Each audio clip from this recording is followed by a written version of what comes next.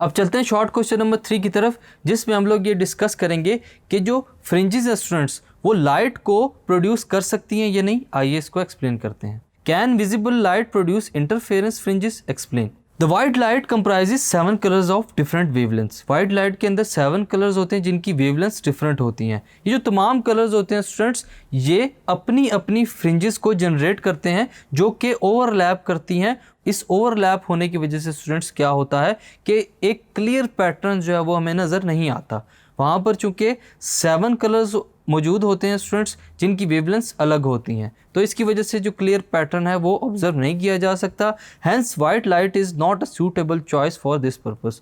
सो जो white light है students वो इस पर्पस के लिए सूटेबल नहीं है, क्योंकि इसकी वजह से जो इंटरफेरेंस पैटर्न है वो क्लियरली नज़र नहीं आ सकता। Thank you.